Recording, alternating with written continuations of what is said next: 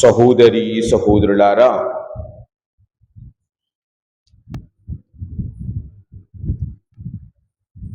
ఈ రోజున మన తల్లిదండ్రుల సభతో కలిసి మనందరము కూడా ఈ 17వ సామాన్య ఆదివారములోనికి ప్రవేశిస్తూ ఉన్నాం.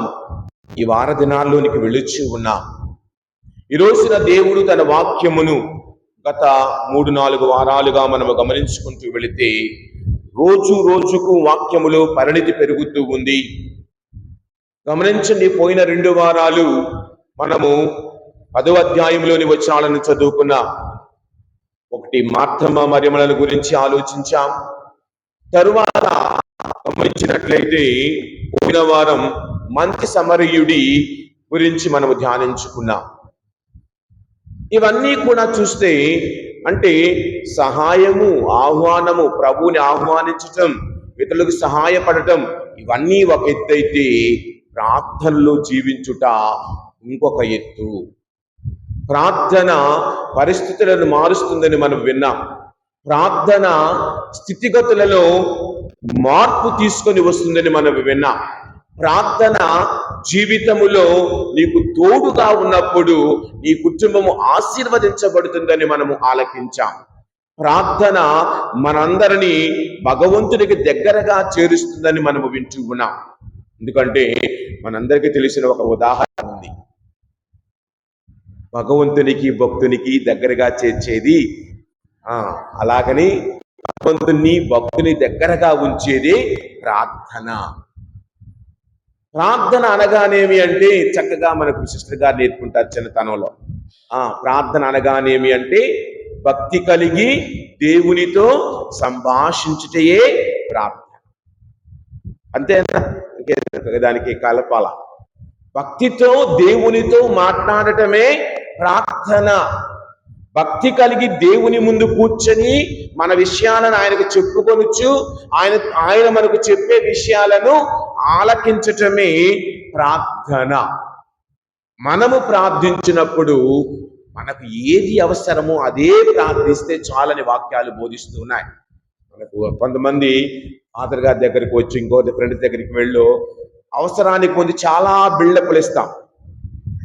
నువ్వు ఎంతోడివి, నువ్వు అంతోడివి, నీకు మించినోళ్ళు లేదయ్యా అని చోటు కాడంటాడు. అసలుకి ఏం కావాలో చెప్పంటారు కదా. అలాగనే దేవుడి దగ్గర ఎన్ని అవసరంలా, వేసయ్యా నువ్వు అలాంటోడివి ఇలాంటోడివి, నాకు అది చేస్తావు ఇచ్చేస్తావు, నువ్వు ఇలా అది అది అని అలా అవసరం ఆయన అంటున్నారు. ఒకసారి చూస్తే మత్తయి సువార్త 6వ అధ్యాయం 8వ వచనంలో, మత్తయి సువార్త 6వ అధ్యాయం 8వ వచనం, కాబట్టి వారి వలె మీరు మెలుగరాదు, మీకు ఏమి కావలయునో మీరడుగక మునిపే మీ తండ్రి ఎరిగి ఉన్నాడు అన్న మాటను వింటున్నా మనము. కాబట్టి ఇంకా తండ్రికి తెలుసు కదా ఫాదర్, మళ్ళీ ఎందుకు అడగాలి అని మనకు అనుమానం రావచ్చు కదా. నువ్వు అడగకుండా మీ అమ్మ అన్నం పెట్టిద్దా? సొంత తల్లే నువ్వు అడగకుండా, మనల్ని అడగకుండానే మనం సృజించిన దేవుడు మనము అడగకుండా మనకు ఏది కావాలో అది దయచేది. ఏది అవసరం ఆయనకు తెలుసు. నువ్వు అడిగే విధానము, దేవుని వద్ద కూర్చొని ప్రార్థించే విధానం, అందుకే అడగందే అమ్మైనా అన్నము పెట్టదంట. అలాగని నీవు మంచి మనసుతో అడిగితే, దేవుని వద్ద అడిగితే, నువ్వు అడిగిన ప్రతిదీ కూడా నీవు పొందుతావు. ప్రియా సహోదరి సహోదరుడా, ప్రార్థన ఈ రోజున మనము ధ్యానించుకోబోతున్న అంశం చాలా బాగా తెలిసిన విషయం, ప్రార్థన. మరి ఎంత తెలిసినా తెలియనిదే ప్రార్థన కదా. ఎంత తెలిసినా తెలియనిదే ప్రార్థన. ప్రార్థనలో చాలా విషయాలు మనకు వస్తూ ఉన్నాయి. ఈ రోజున మనము మొదటి పట్టణములో అబ్రహాము యొక్క ప్రార్థనను ఆలకించాం. అబ్రహాము తన కోసం ప్రార్థన చేయాలా? ఇక్కడ అబ్రహాము ఒక నగరము కోసం, 2 నగరాల కోసం ప్రార్థిస్తూ ఉన్నారు, 2 పట్టణాల కోసం ప్రార్థిస్తున్నారు. సొదొము గొమొర్రా అనే నగరాల కోసం, పట్టణాల కోసం ఆయన ఈ ప్రభువు దగ్గర ప్రార్థిస్తూ ఉన్నాడు. ఆ ప్రజలు నాశనము కావాలని అతడు కోరుకోలేదు, ఆ ప్రజలు జీవించాలని కోరుకున్నాడు. అందుకే ఆ ప్రజలు ఆయన అంటున్నాడు, అయ్యా 50 మంది ఉంటే 45 మంది ఉంటే, 30 మంది ఉంటే, 20 మంది ఉంటే అని అడుగుతూ ఉన్నాడు. చూడండి, అడిగే విధానము కూడా ఎంత చక్కగా ఆయన అంటూ ఉన్నాడు. ఒకసారి చూస్తే మధ్యలో ఎక్కడో ఒక దగ్గర ఉంటుంది, అయ్యా నేను మట్టి మనిషిని, బూడిద పోగుని అని అంటూ ఉన్న మాటలు ఇక్కడ మనం చూస్తున్నాం. ఒకసారి విందాం ఆ మాటలను. అబ్రహాము, ప్రభు, నేను బూడిద పోగునే, మట్టి మనిషిని అయినను తెగించి దేవర వారితో మాట్లాడుచున్నాను. గమనించండి, ఎంత వినయముగా, ఎంత వినమ్రతగా ఆయన ప్రభువుతో తన మనవిని విన్నవించుకుంటూ ఉన్నాడు. మరి నీవు ఆలయానికి వచ్చినప్పుడు నీవు ప్రార్థించే విధం ప్రక్కవారితో పోల్చుకోకుండా నిన్ను నీవుగా దేవునికి అర్పించుకునే బిడ్డగా ఉన్నావా? దేవునితో నీ సాంగత్యము ఏ విధముగా ఉన్నది? నీ సాంగత్యమును బట్టి నీ జీవితం ఉంటుంది. అది అంటారు కదా, నీ ఫ్రెండ్స్ను చూపించు, నీ స్నేహితులను చూపించు, నువ్వు ఎలాంటి వాడివో నేను చెబుతానని పెద్దలు అంటారు. అంటే మన సాంగత్యమును బట్టి మన జీవితం ఉంటుంది. మన జీవించే విధానమును బట్టి మనకు ఆశీర్వాదాలు వస్తాయి. మనము చేసే పనులను బట్టి మనము దీవించబడతాం. మనము నడిచే నడవడికను బట్టి మనకు ఆశీర్వాదాలు వస్తాయి. మనము కావున ఈ రోజున ప్రార్థన ప్రభువుతో నడిచే విధానములో నీవు నేను ఏ విధముగా ఉన్నాం? కొంతమంది నేను అడిగానండి, ఏమీ దొరకలేదు. మోనికమ్మ గారు తన కుమారుడైనప్పుడు అగస్టీని గారి కోసం దాదాపు 20 సంవత్సరాల కంటే ఎక్కువ ప్రార్థించిందంట. కన్నీటితో ప్రతిరోజు తన కుమారు యొక్క మారు మనసు కోసం ప్రార్థించింది. నువ్వు ఒకరోజు ఉదయం ప్రార్థిస్తావు, సాయంత్రం ప్రార్థిస్తావు, మధ్యాహ్నం ప్రార్థిస్తావు, అయిపోయింది, వెంటనే రావాలి. ప్రార్థనలో మనకు పట్టుదల, నిష్ఠ ఉండాలి. ఈరోజు అడిగానుక రేపటికి ఇస్తాలే అర్థం కాదు.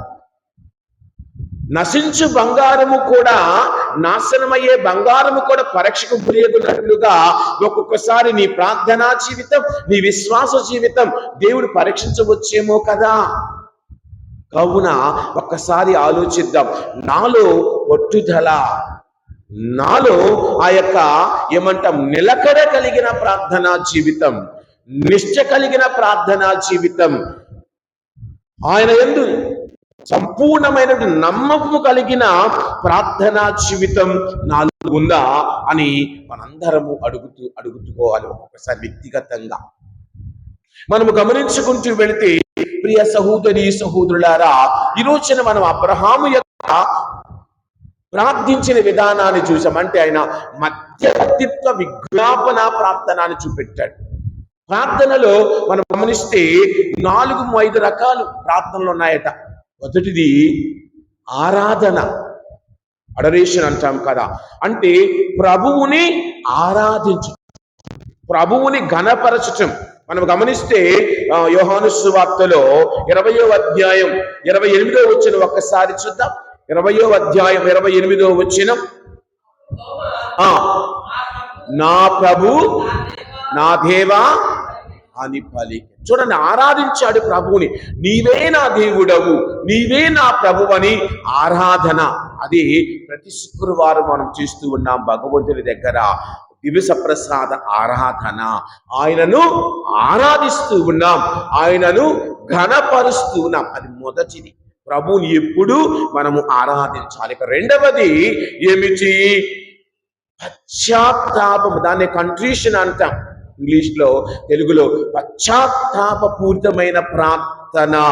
ఏమిటి?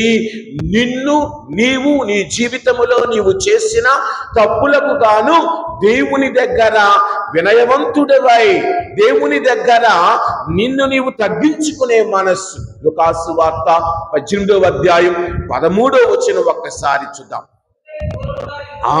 దూరముగా నిలవబడి కన్నులనైనను పైకెత్తుటకు సాహసించక రొమ్ము బాదుకొనుచు, ఓ దేవా ఈ పాపాత్ముని.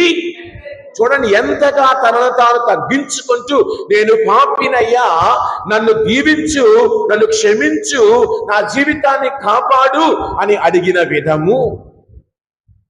పశ్చాత్తాపపు మొదటిది దేవుని ఆరాధించాలి, రెండవది నీ తప్పులను గురించి మంచి మనసుతో దేవుని దగ్గర పశ్చాత్తాపడుతూ ఆయన దీవెనలకు పాత్రులు కావాలి. మూడవది కృతజ్ఞత. చేసిన మేలులకు కృతజ్ఞత, పొందిన మేలులకు కృతజ్ఞతగా నేను ఉండాలి. అది లూకాసు సువార్త 10వ అధ్యాయం 21వ వచనం. లూకాసు సువార్త 10వ అధ్యాయం 21వ వచనం. యేసు ఆ గడియలో ప్రభువు పవిత్రాత్మచే నింపబడి, ఓ తండ్రి, పరలోక భూలోకములకు అధిపతివైన ఓ తండ్రి, నీకు వందనములు అంటున్నా. తర్వాత వచ్చిన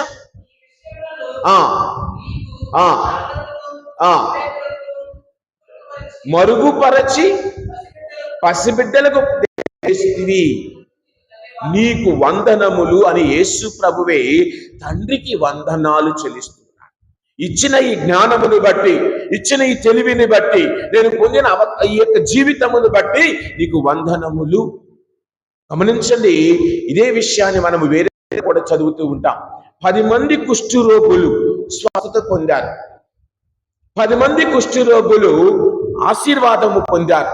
వారు దూరముగా నిలబడి ప్రభువుని అడిగారు, అయ్యా దావీదు కుమారామము కరుణించు, దీవించంటే నువ్వు వెళ్ళి అర్చకులకు కనిపించమని ప్రభువు చెప్పినప్పుడు అందులో ఒకడు తాను స్వస్థుడొకట గమనించి వెనుకకు తిరిగి వచ్చి యేసు పాదముల మీద పడి కృతజ్ఞతలను తెలిపాడు.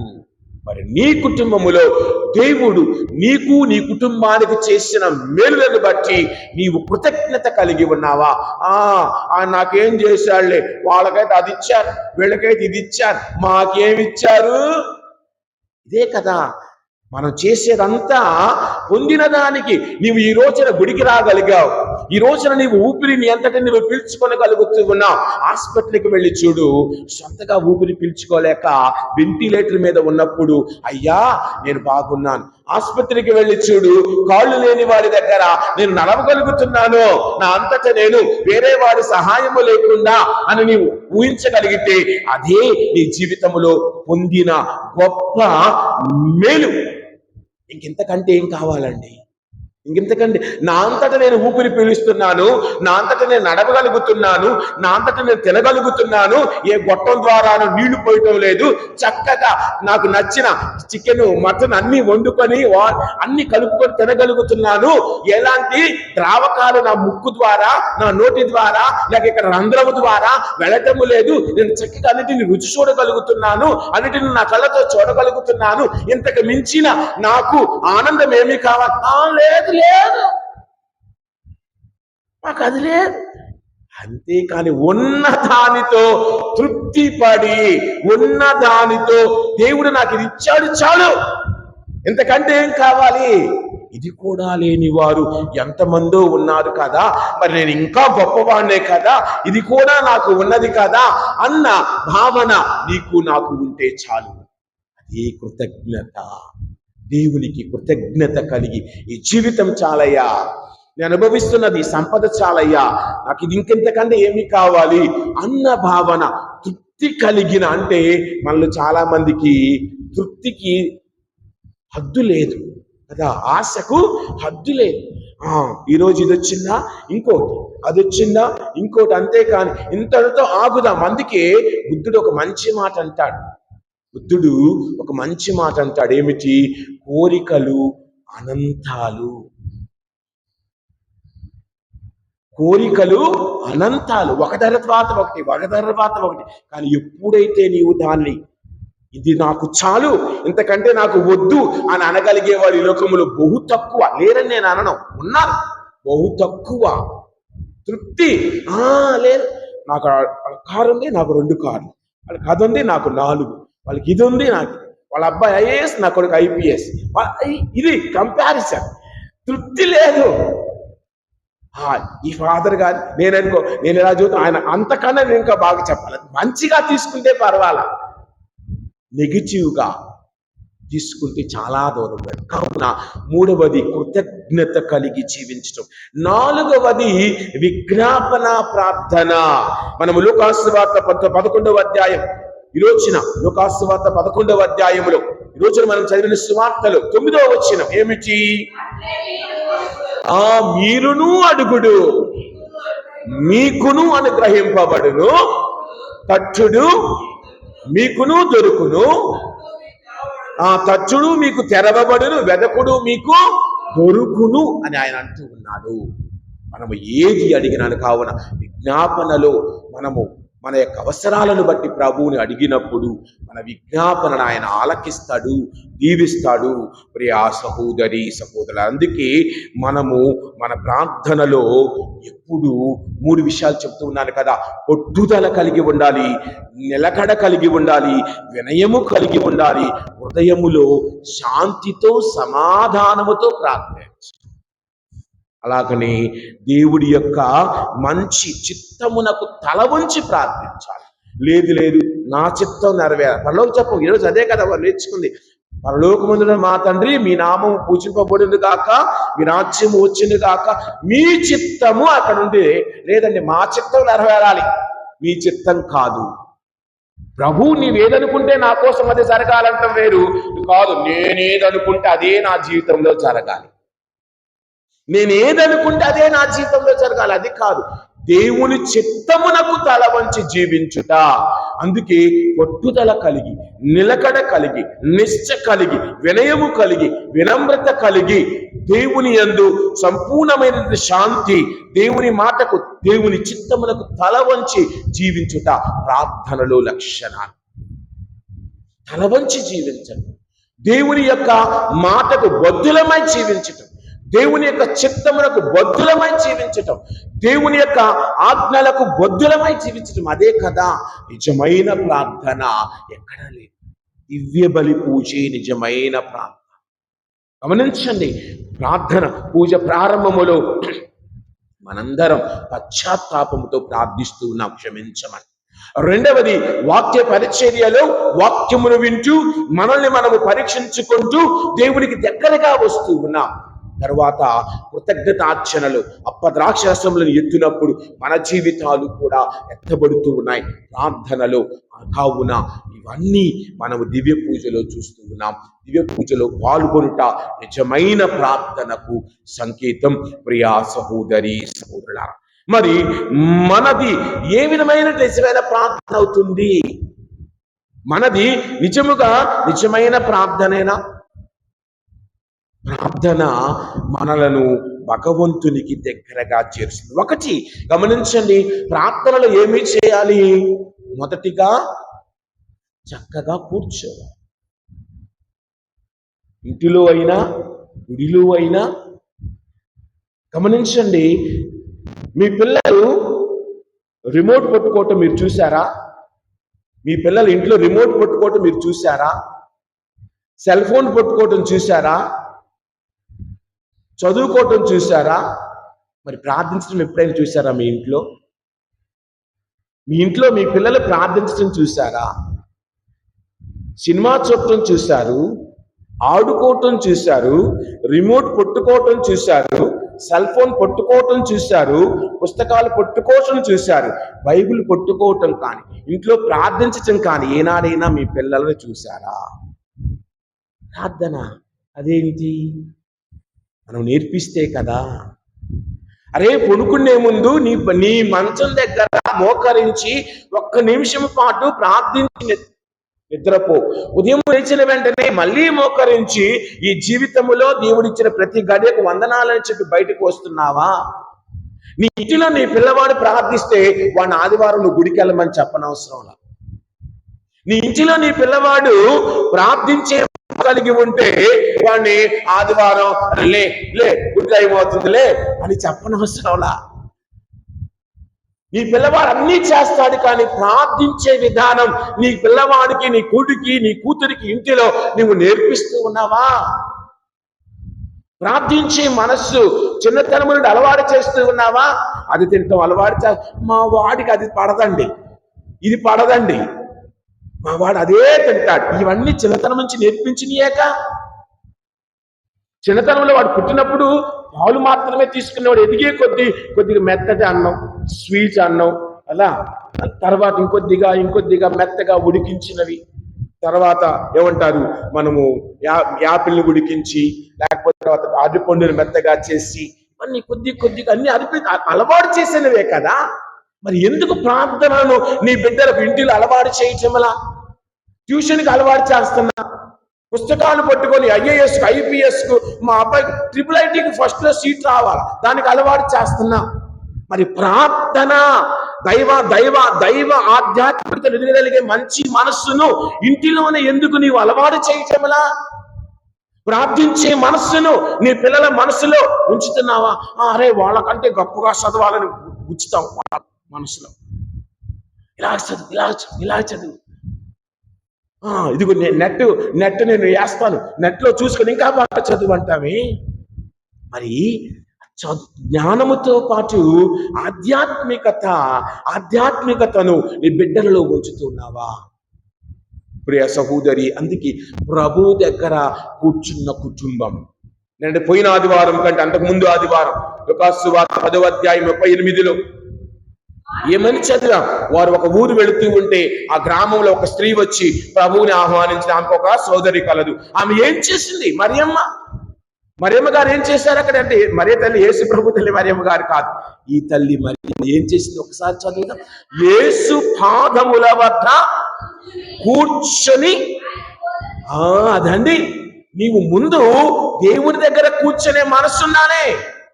సినిమా థియేటర్కి 500 ఇచ్చి వెళ్ళి కూర్చుంటా, ఇంకో దగ్గరికి వెళ్ళి కూర్చుంటా, మరి దేవుని దగ్గర ఎందుకు? ఇంటిలో అయినా గుడి తర్వాత సంగతి, ముందు ఇంటిలో రోజు ఒక 5 నిమిషాలైన ఒక తల్లిగా బైబిల్ పట్టుకొని చక్కగా కూర్చుని ధ్యానించే తల్లిగా నీవు ఉన్నావా? ఉదయం అంతా పనులుంటాయి, మధ్యాహ్నం అంతా పనులుంటాయి, సాయంత్రం అన్నీ అయిన తర్వాత ఒక 5 నిమిషాలు చక్కగా బైబిల్ తీసుకుని ఒక అధ్యాయం, ఒక 10 వచనాలు చదివే మనస్సు నీకుందా? అదే ప్రార్థన. బైబిల్ పఠనం, దేవునితో సంభాషించట ప్రార్థన, అది నీకుందా? అన్నిటికీ సమయం ప్రార్థనకు మాత్రమే. అందుకే నిన్న సిస్టర్ల పండక్కి 19వ మన ఇంటికి వెళ్తే అన్నం దగ్గర నేను ఒక మాట అన్నా. మా సెమినరీ లైఫ్లో, సిస్టర్ల ట్రైనింగ్ లైఫ్లో పండగలు వస్తూ ఉంటాయి. ముందు రోజుకి నైటే అన్ని ఏం చేయాలి, రెడీ చేసుకోవాలి, డెకరేషన్స్ అవన్నీ. ముందు మేమేం చేస్తాం తెలుసా? ప్రార్థన స్కిప్ చేస్తాం. మా పెద్ద ఫాదర్ దగ్గరికి వెళ్ళి, ఈరోజు రేపు పండగ కదా ఫాదర్, మరి మేము డెకరేషన్ చేయాలి, టైం సరిపోదు, ఈవినింగ్ ప్రేయర్ ఆపేద్దాం, నైట్ ప్రేయర్ ఆపేద్దాం. మా ఫాదర్ అనేవాడు, మీరు ఒక వారం ముందు నుంచైనా స్టార్ట్ చేసుకోవాలి, ఈవినింగ్ ప్రేయర్కి అందరు ఉండాలి, నైట్ ప్రేయర్కి అందరు ఉండాలని చెప్పాం. ఆ రోజుల్లో మనకు తెలియదు ప్రార్థన యొక్క ఆవశ్యకత, పిల్లలం కాబట్టి. అది కాదు ఫాదర్, చాలా పనులు ఉన్నాయి, అది చెయ్యాలి, ఇది చెయ్యాలి, అది చేయకపోతే ఎలాగా, ఇది చేయకపోతే ఎలాగా. ఆయన అనేవాడు, లేదు, దేనికి ఇవ్వవలసిన సమయము దానికి ఇవ్వాలి. కానీ మనం కొంతమందివి, ఫాదర్ రేపు కదా, ఈరోజు ఏముందిలే, ఎన్ని పనులు అలసిపోయి ఉంటాం కదా, వెళ్ళిపోయి. లేదు, దేనికి ఇవ్వవలసిన సమయము దానికి ఇవ్వాలి. ప్రియ సహోదరి, అన్ని ఊళ్ళు తిరిగి వస్తాం, అన్ని ప్రాంతాలు, నాతో సహా అందరం. సాయంత్రం జపమాల పుట్టుకునే సమయం నీకుందా? జపమాల ప్రార్థించే సమయం నీకుందా? యేసు ప్రభువుని ఒక 5 గుర్తుల ద్వారా ధ్యానించుకునే సమయం నీకుందా? ఒక 15 నిమిషాలు దేవునితో మాట్లాడే సమయం నీకుందా? ఈ రోజుల్లో మనకన్నిటికీ సమయాలు ఉన్నాయి, ఒక ప్రార్థనకు తప్ప. కావున మొదటిగా ఈవిడేం చేస్తూ ఉంది? యేసు ప్రభువు పాదముల వద్ద కూర్చుని ఆయన చెప్పే మాటలు వింటూ ఉంది. ఇక రెండవది, మొదటి సమూయేలు గ్రంథం 3వ అధ్యాయం 10వ వచనములో పిల్లవాడైన సమూయేలు దేవుని ఆలయములో ఉండగా దేవుడు పిలిచినప్పుడు ఆయన అంటూ ఉన్న మాట ఏమిటి?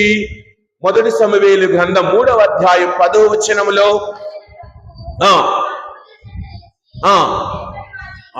వెనుకటి మాదిరిగా సమూవేలు అని పిలిచెను. అతడు ఆనతిమ్ము. దేవుని మాటను ఆలకించే మనస్సు. ఆయన వద్ద కూర్చున్నావు కదా, ఆలయంలో కూర్చున్నావు కదా, దేవుని దగ్గర కూర్చున్నావు కదా, నిశ్చలమైన మనస్సుతో సమూవేలులాగా చిత్తము ప్రభు నీ దాసుడు ఆలకించుచున్నాడు, నీ మాట వినుచున్నాను అన్న దానిని బట్టి నీవు ఉన్నావా, నేను ఉన్నామా? ఈ రోజున మన మనస్సు, మన శరీరం ఎక్కడ ఉన్నా, అది అంటారు కదా, ఏమంటారు ఇంగ్లీష్లో, body is present, mind is absent.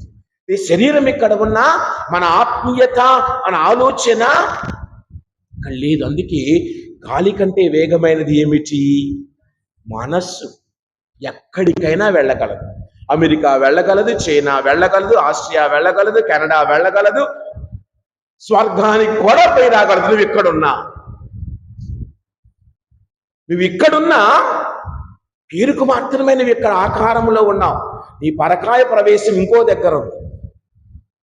నీ పరకాయ ప్రవేశం, నీ ఆలోచన ఇక్కడ లేదు. నాతో సహా అందరం. నేను కొన్నిసార్లు మాట్లాడుతుంటే రేపేంటి సడన్గా ఒక ఆలోచన వచ్చేసింది మనకి తెలియకుండానే.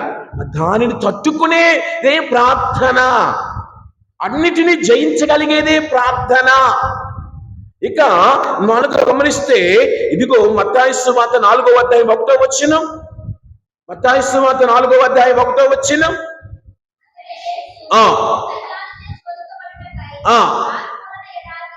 కొనిపోబడెను,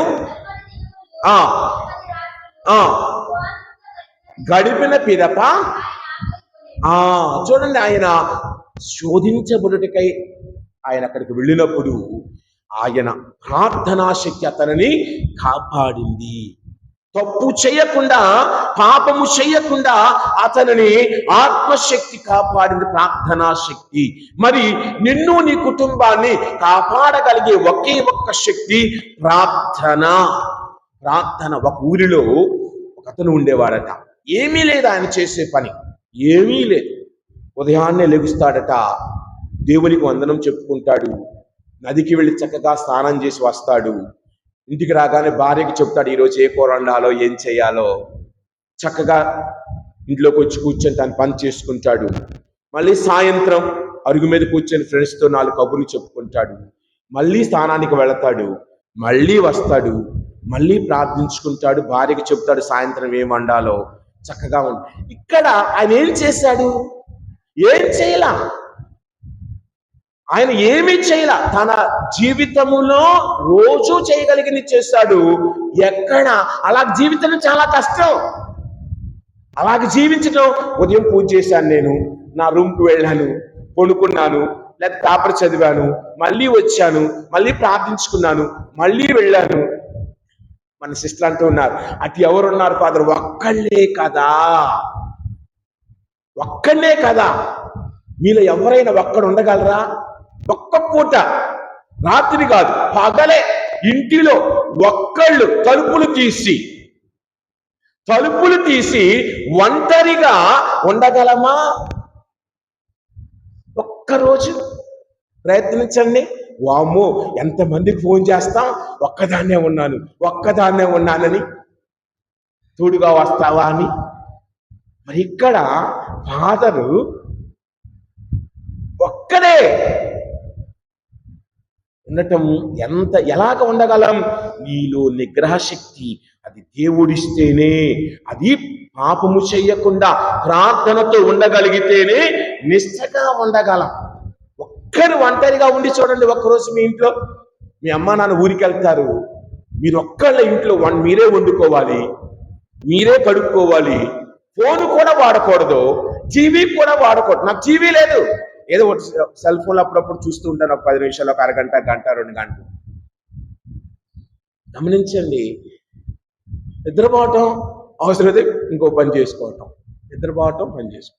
ఇలాగా టీవీ లేకుండా, సెల్ ఫోన్ లేకుండా ఎంతమంది ఉండగలం ఈ రోజుల్లో? అదేమంటే టైం పాస్కి ఇది ఉంది కదండి అంటాం. నెట్ వేసుకుంటే రేపంతా చూసుకోవచ్చు. ఇవన్నీ ఒకప్పుడు ఇవన్నీ లేవు. ఇది తప్పు చేయకుండా జీవించటం అంటే దేవునితో కలిసి జీవించటం, దేవుని యందు విజ్ఞాపన కలిగి జీవించటం. కావున నీవు పడిపోతున్నందుకే మనకు ఉదాహరణ, మనందరి ఇళ్లలో బూజులు ఉంటాయి. సాలీడును మనం చూస్తుంటాం. సాలీడు గూడు కడుతూ ఉంటుంది. మనం ఏం చేస్తాం? ప్రతిరోజు చీపురుతో మళ్ళీ కట్టి మళ్ళీ తీస్తాం.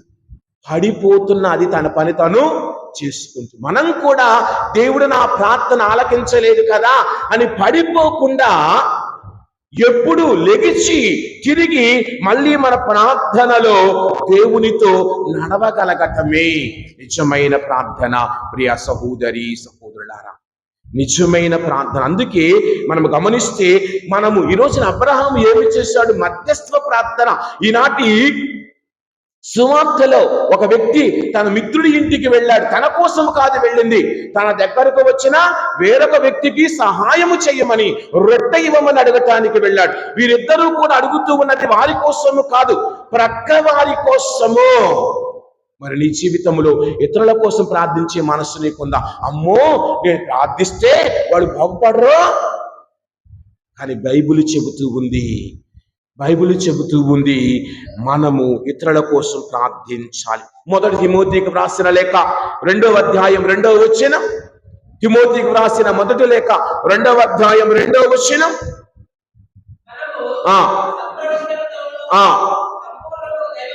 దైవ భక్తితోను లేని గడుపుటకై అమ్మా రాజుల కొరకును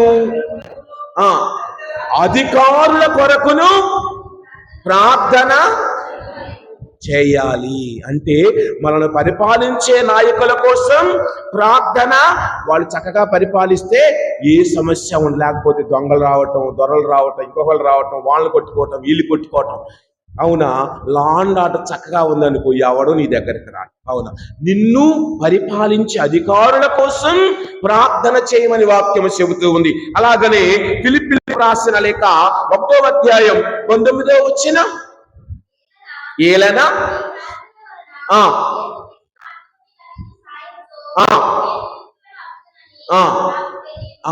పౌలు గారు చెబుతూ ఉన్నారు, యేసుక్రీస్తు మీరు ప్రార్థించే విధమును బట్టి నేను శక్తిని పొందుతాను అనగా మనము ప్రార్థన చేయాలి మనకంటే పెద్దవారి కోసం. తరువాత గమనిస్తే కీర్తన 122:6 వచనం ఒక్కసారి చూద్దాం.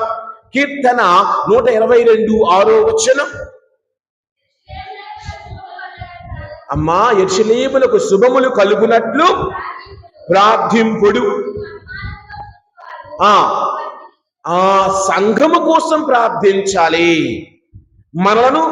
మన యొక్క వృద్ధిని కోరుకునే వారి కోసం ప్రార్థించాలి. తర్వాత యోబు 42వ అధ్యాయం 8వ వచనం. యోబు 42వ అధ్యాయం 8వ వచనం లేక 10వ వచనం. తన మిత్రుల కోసం ప్రార్థించాడు యోబు.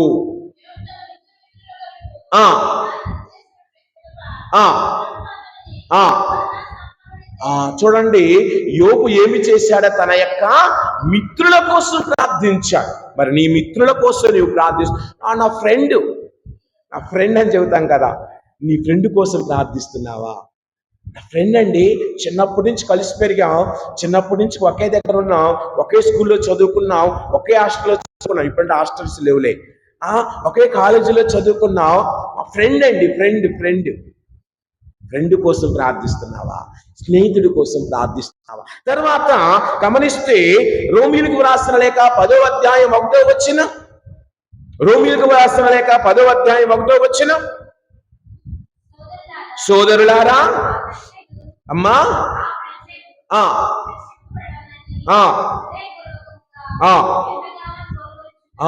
ఆ ప్రజలు రక్షించబడవలేనని నేనెంతగానో అంటే నీ తోటి వారి కోసము, నీ దేశంలో ఉన్న తోటి వారందరి కోసము నీవు ప్రార్థిస్తున్నావా? గమనించినప్పుడు అలాగని యాకోబు రాసిన లేఖ 5వ అధ్యాయం 14వ వచనం. యాకోబు రాసిన లేఖ 5వ అధ్యాయం 14వ వచనం. జబ్బు వ్యాధిగ్రస్తుడు ఉన్నచో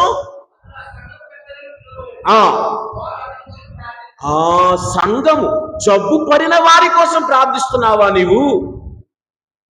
జబ్బు పడిన వారి కోసం ప్రార్థిస్తున్నావా? నువ్వు వచ్చి ఫాదర్ గారండి నాకు బాగా లేదండి ప్రార్థించని అడుగుతున్నావు కదా, మరి నీకు రోగము నయమైన తర్వాత నీ వలే రోగముగా ఉన్న వారి కోసం, వారి స్వస్థత కోసం, ప్రభువా ఇదిగో నా సంఘములోని వారిని, నాకు తెలిసిన వారిని, నేను నా ప్రార్థనలు అడిగిన వారిని, కుటుంబాలలో శాంతి సమాధానం ఆయుర ఆరోగ్యాల కోసం ప్రార్థిస్తున్నావా? నిన్ను హింసించిన వారి కోసం, నీ శత్రువుల కోసం ప్రార్థిస్తున్నావా? ఇర్మియా గ్రంథం 29వ అధ్యాయం 7వ వచనం. ఇర్మియా గ్రంథం 29వ అధ్యాయం 7వ వచనం.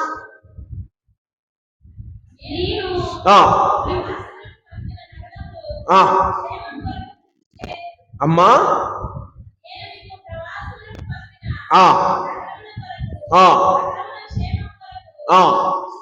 చూడండి, ఇక్కడ ఇర్మియా గ్రంథములో అంటున్నారు, మీరు ప్రవాసానికి వెళ్ళారు కదా, మిమ్మలను శత్రువులుగా మిమ్మల్ని బానిసలుగా తీసుకుని వెళ్ళిన నగరం కోసం ప్రార్థించండి అని ఆయన అంటూ ఉన్నారు. అలాగనే మత్తయి సువార్త 5వ అధ్యాయం 44వ వచనములో,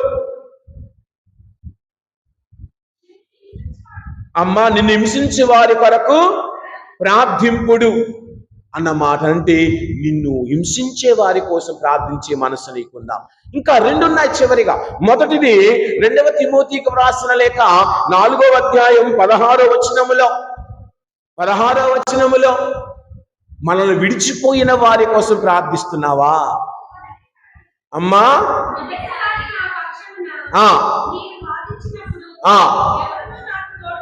తోడు నిలవలేదు, నన్ను విడిచిపోయిరి. అందుకు పౌలు గారు వారిని దీవించమని ప్రార్థించాడు.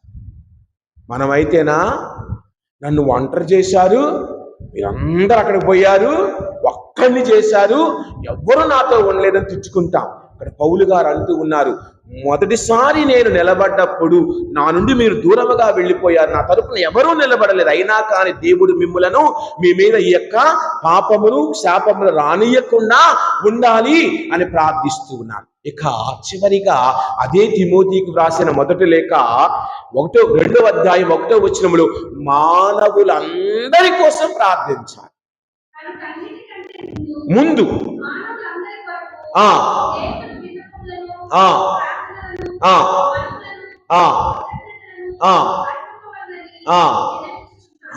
అన్నిటికంటే ముందంటే ఏమంటే ఏం చేయాలట?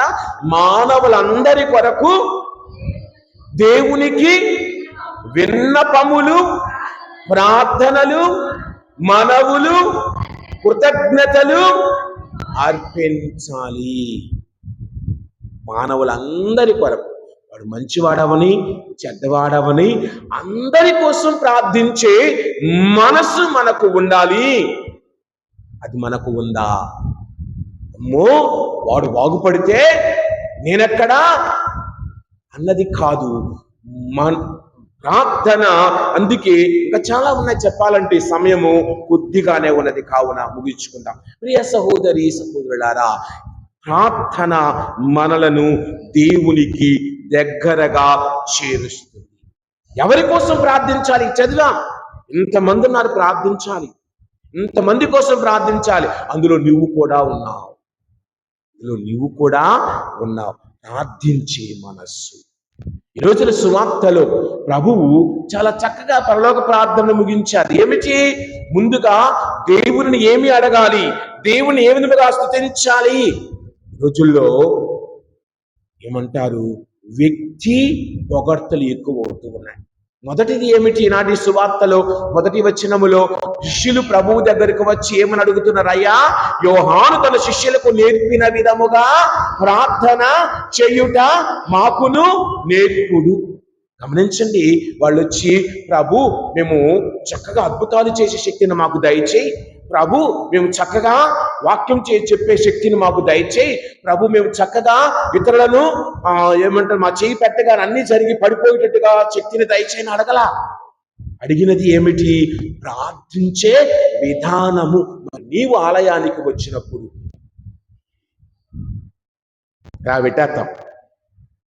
పెట్టేసి శయా ఇంకంతే పారిపోతాడే మనం అరిపులకి. పైకి అరవకపోయినా ఇంటికి మనసు ఆ అన్నా మాదిరిగా కన్నీరుతో అడుగుతాం.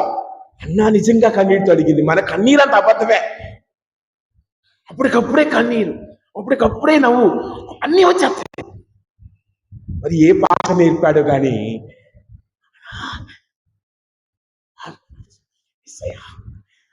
నాకు యాక్షన్లో ప్రార్థించినప్పుడు ప్రభు అంటున్న, నీ తలుపులు మూసుకొని అదృశ్యులయ్యున్న నీ తండ్రితో చక్కగా సంభాషించు. పదుగురు చూచుటకు కాదు, పక్కవాడు చూస్తున్నాడని కాదు. నీ ప్రార్థన నీకు దేవునికి మాత్రమే తెలియాలి. అందుకే ప్రభు అంటున్నారు, నీ ఉపవాసం ఉన్నావా, నీ ముఖము కడుక్కొని తలకు నూనె రాసుకొని చక్కగా అందంగా తయారయ్యరా. ఉపవాసం చేస్తున్నావని ఎవరికి మాత్రము తెలుసు? ఆయనకే తెలుసు. లోకానికి తెలియని అవసరంలా. నేను ఇచ్చాను, ఆయనకు తెలిస్తే చాలు, ఆయనకు తెలిస్తే చాలు. నీ ప్రార్థన కూడా ఆయనకు తెలిస్తే చాలు. కావున ప్రియ సహోదరి సహోదరులారా, ప్రార్థన మన జీవితాలకు పునాదిగా మార్చుకున్నప్పుడు, ప్రార్థన మీద నీవు నిలబడగలిగి నడిచినప్పుడు దేవుడు నీ కుటుంబాన్ని దీవిస్తాడు. అందుకే మనం గమనించినప్పుడు ప్రియ సహోదరి సహోదరులారా, బైబిల్ గ్రంథములో మనము చూసినట్లయితే మొదటి రాజుల గ్రంథం 17వ అధ్యాయం 18వ వచనంలో, మొదటి రాజుల గ్రంథం 17వ అధ్యాయం 18వ వచనం, ఏలియా ప్రార్థించగా వర్షం ఆగిపోయింది, ఏలియా ప్రార్థించగా మళ్ళీ వర్షము పడింది. ఉందమ్మా అక్కడ 17:18లో.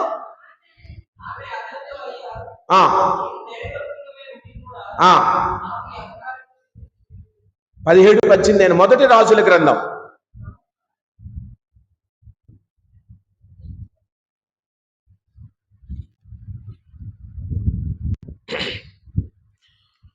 మొదటి సమూయేలు గ్రంథం 1వ అధ్యాయం 10వ వచనం.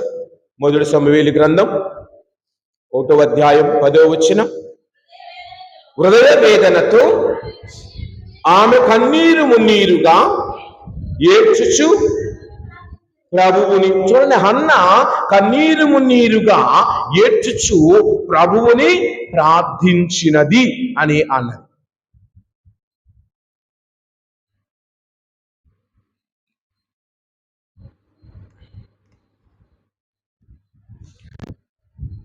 సరే, 14వ వచనం చూద్దాం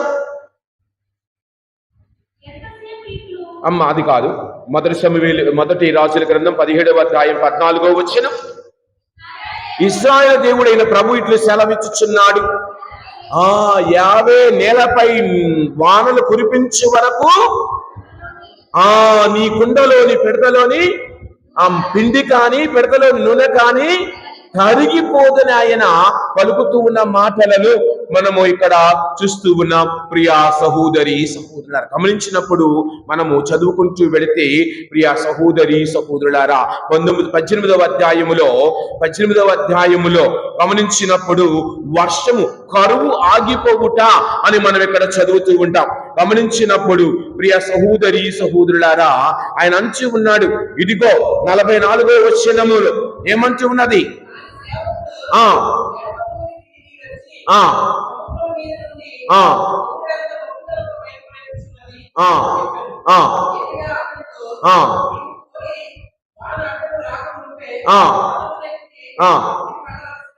ఆహాబుతో చెప్పు. 45వ వచనము, వెంటనే ఆకాశం కారు మబ్బులు కమ్మి గాలి వీచెను, పెద్ద వాన కురిసెను.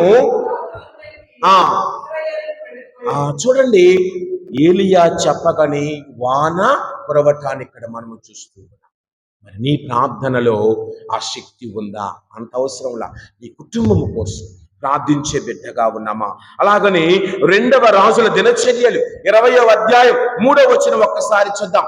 2వ రాజుల దినచర్యలు 20వ అధ్యాయం 3వ వచనం, యెహోషువపాతు అమ్మా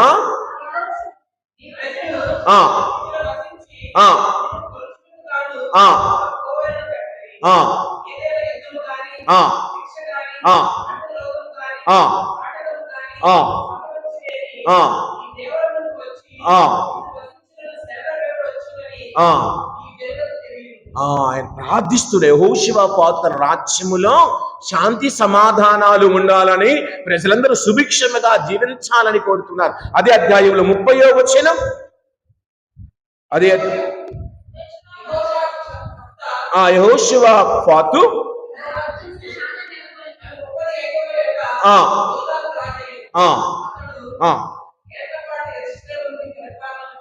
చేశాడు. శాంతి సమాధానములతో ఆయన తన పరిపాలన చేశాడు. ప్రార్థించాడు తన బిడ్డల కోసం, తన రాజ్యము కోసం. కావున ప్రియ సహోదరి సహోదరులారా, మనము చదువుకుంటూ వెళితే ఈ రోజున విజ్ఞాపన ప్రార్థన గురించి కానీ బైబిలులో మనం గమనిస్తే ఆ వ్యక్తి బైబిల్ గ్రంథములో సువార్తలో తన మిత్రుడి వద్దకు వెళ్ళి అడుగుతూ ఉన్నాడు. పదే పదే అడిగినందున ఆ తండ్రి, మిత్రుడు లేచి అతనికి కావలసినవి అందిస్తాడు. అలాగనే లూకాసు వార్త 18వ అధ్యాయంలోనికి వెళదాం ఒక్కసారి. లూకాసు వార్త 18వ అధ్యాయంలో ప్రియ సహోదరి సహోదరులారా, వితంతువు దగ్గర ఇది ప్రార్థన మనం గమనించినప్పుడు ఆవిడ ఏమంటూ నేడే వచ్చిన ఒక్కసారి చూద్దాం. అట్లే రేయింబవళ్ళు తనకు ప్రార్థించు వారిని తన ప్రజలకు దేవుడు న్యాయము చేకూర్చకుండా ఉండునా, ఆలస్యము చెయ్యునా, న్యాయమును చేకూర్చునని మీతో చెప్పుచున్నాను. ఆయనను మనుష్య కుమారుడు వచ్చినప్పుడు అంతటి విశ్వాసము గల వారిని ఆయన చూచునా. గమనించిన వితంతువు ప్రార్థన ఆ న్యాయాధిపతి ఆలకించాడు. అదే విధముగా నీ ప్రార్థనను దేవుడు ఆలకిస్తాడు. దేవుడు నీ ప్రార్థనను కూడా ఆలకిస్తాడు. కావున మరి నీవు నేను ఈ దివ్య పూజలో పాల్గొనే సమయంలో ప్రార్థించే మనసు, ప్రార్థనతో నడిచే మనసు అబ్రహాములాగా ఈరోజు ప్రభువు నేర్పిన పరలోక ప్రార్థనలోని ఆ యొక్క ఆణిముత్యాల లాంటి పదాలను బట్టి మనము కూడా మంచి మనసుతో ఆ ప్రభువుని మన అనుదిన జీవితంలో ప్రార్థించుకుందాం. ఆ ప్రభువు మనందరినీ ఎల్లప్పుడూ దీవించాలని మనకు ప్రార్థించి ఆ యొక్క మంచి మనస్సును, నిష్ఠ కలిగిన, పట్టుదల కలిగిన, ఆ యొక్క నిస్వార్థము కలిగిన, ఆ నిలకడ కలిగిన ప్రార్థించే మనస్సును ఆయన మనకు దయచేయాలని మనందరము కూడా ఈ దివ్య బలిలో ప్రార్థన చేసుకుందాం. ప్రియా సహోదరి సహోదరులారా, మరి కావున ఆ దేవుడు మనందరినీ దీవించాలని ఈ దివ్య బలిలో ఆ ప్రభువుని వేడుకుందాం.